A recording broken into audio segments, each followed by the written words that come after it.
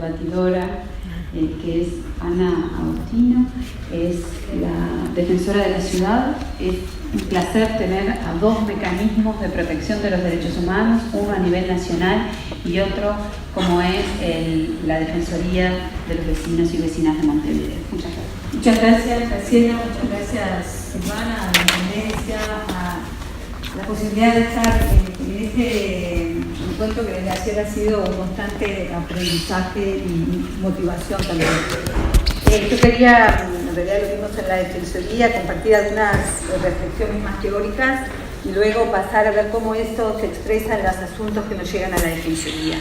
Entonces, básicamente, los tres puntos que quería analizar es una concepción intercultural de los derechos humanos, el derecho al lugar y el derecho a la diferencia. Me parece importante introducir esta concepción porque no es lo mismo la visión de los derechos humanos si partimos de una visión eurocéntrica de los derechos humanos, así partimos de una visión que se asienta en la interculturalidad. Una mirada de este tipo nos permite comprender que el mundo, en realidad hay múltiples mundos, hay múltiples cosmovisiones, todas esas miradas que muchas veces las perdemos por una violencia epistémica que niega que hay miradas y comprensiones diversas sobre el mundo, sobre la realidad. En ese sentido, y acá parte un poco de los análisis que hace Boaventura de Sousa Santos sobre la concepción intercultural de los derechos humanos, donde él dice que efectivamente todas las culturas tienen eso que es la base de los derechos humanos, que es una concepción de la dignidad humana. Esa concepción puede variar, puede ser distinta, pero es siempre incompleta.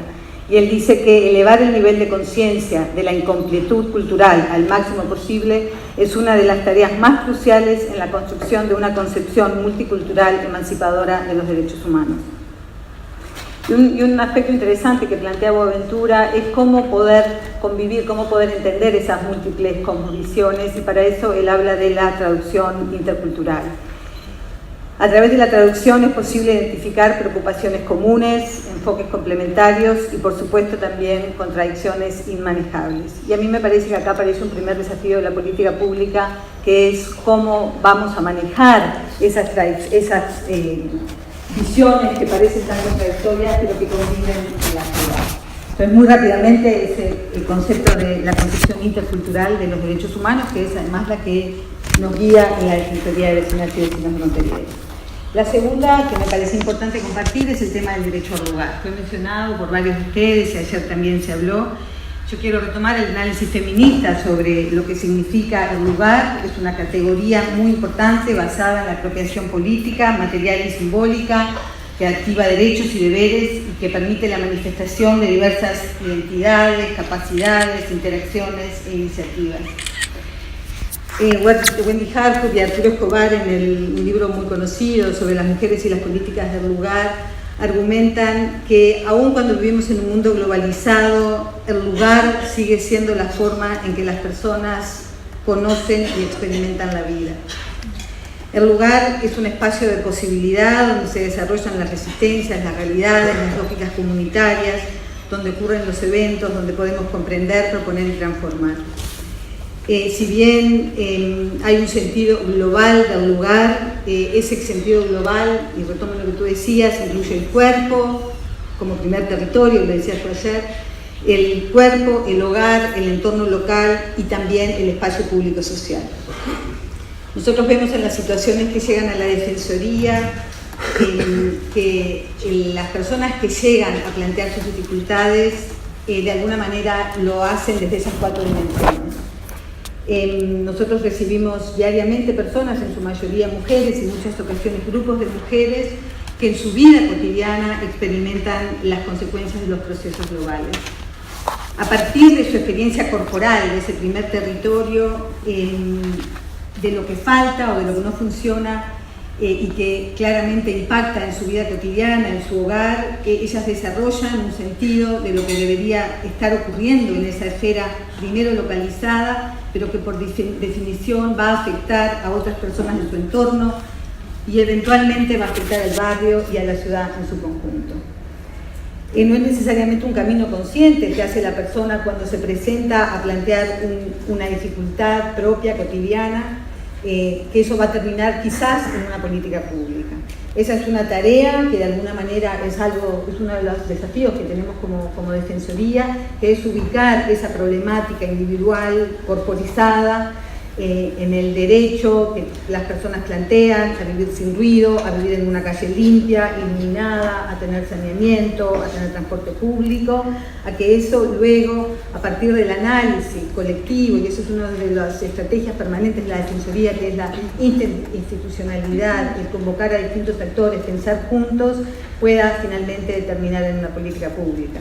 Y acá quisiera citar a Rita Segato respecto a la necesidad de hacer la política del día a día, donde ella plantea retejer el tejido comunitario, derrumbar muros que encapsulan los espacios domésticos y restaurar la politicidad de lo doméstico propia de lo comunal.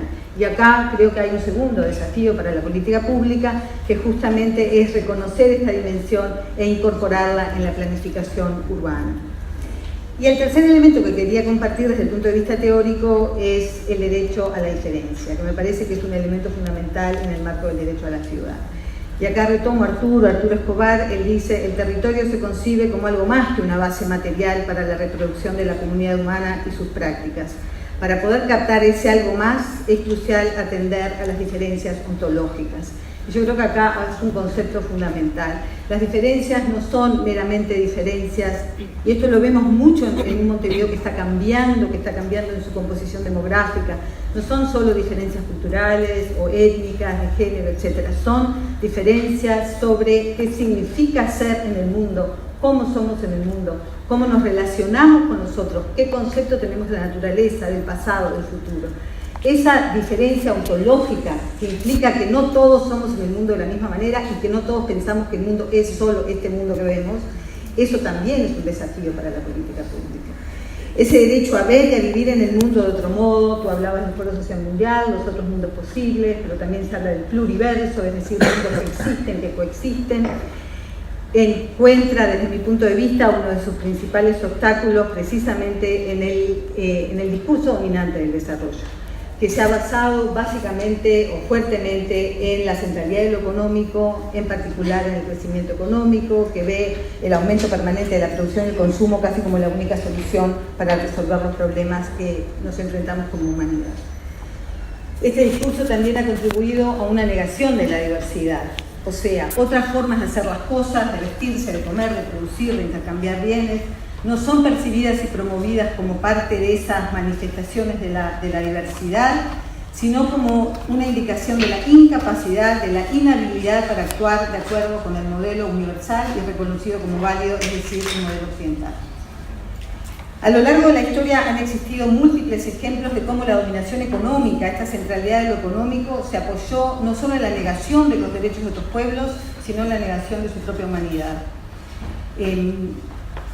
Basta pensar en los genocidios en nuestro continente, en la esclavitud, en el desgarro del continente africano, y eso sigue hoy, día a día esos fenómenos persisten, pero además hay muchos que son casi invisibilizados como tal vez no tan importantes.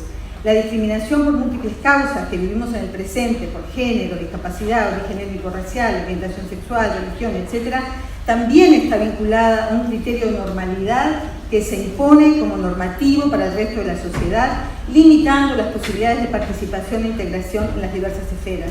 Pero además no es solo que limita la posibilidad de esos otros, de esa otra edad de participar, sino que nos limita supuestamente a aquellos que integramos las sociedades dominantes a reconocer en esas otras formas de ser, en estos pueblos, en esa diversidad, soluciones alternativas que nos están hoy prohibiendo o privando de la posibilidad de encontrar soluciones novedosas a los desafíos urbanos que tenemos, a los desafíos ambientales que tenemos.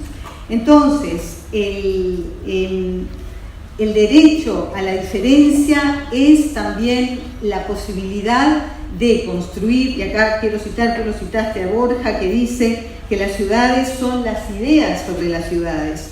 La ciudad no es una construcción que nace del pensamiento, de la capacidad de imaginar un hábitat. Hacer la ciudad es ordenar un espacio de relación, es construir lugares significantes de la vida en común. Cuando solo nos limitamos a aquellos validados por el discurso dominante, Entonces nos estamos negando la posibilidad de construir una sociedad, una ciudad y derechos diversos en el territorio. Entonces, esto rápidamente como concepto teórico que me parece importante ahora bajarlo, decir, bueno, ¿qué situaciones nos llegan, que llegan rápidamente, qué situaciones llegan a la Defensoría donde esta concepción de lo intercultural, el derecho al lugar y el derecho a la diferencia importa para analizarlo y encontrar alternativas? Abuelo de pájaros, por ejemplo, la definición del gobierno departamental de rezonificación de determinadas zonas, en particular zonas rurales, donde se instalan empresas de logística y a su vez eso cambia el valor del suelo, cambia la propiedad, cambia la construcción inmobiliaria, indirectamente lleva a desplazamientos de familias que hacen producción agrícola familiar, etc. Trabajo sexual de personas trans en zonas residenciales. ¿Cómo incorporamos eso desde esta perspectiva de la diversidad, del lugar, de la diferencia? Que eso genera conflictos de ambos lados, llega a la Defensoría, llega a la Junta, llega a la Intendencia. Locales de esparcimiento, boliches, espectáculos de carnaval, comparsas, etcétera, en zonas residenciales. O sea, estas son situaciones que impactan en la calidad de vida de quienes están en el territorio, digamos, y que sienten esa relación con el lugar. Pero también están los otros que están llegando y que tienen el desafío también de afincarse. Alojamiento de personas migrantes, este es un tema que está llegando con mucha frecuencia, en particular las condiciones abusivas que están viviendo en las pensiones, pero también la relación con el entorno y esas dificultades que se plantean en la convivencia. El tema de los asentamientos, por un lado la exclusión social, la búsqueda del realojo y ahí el conflicto de la pertenencia con ese territorio. Las fincas abandonadas, la Defensoría hizo una investigación, ya van 2 libros. Hay otros temas. Como último punto, muchos de estos temas la Defensoría está incorporando la mediación comunitaria como forma de abordar estas temáticas y bueno, seguiremos en otra ocasión.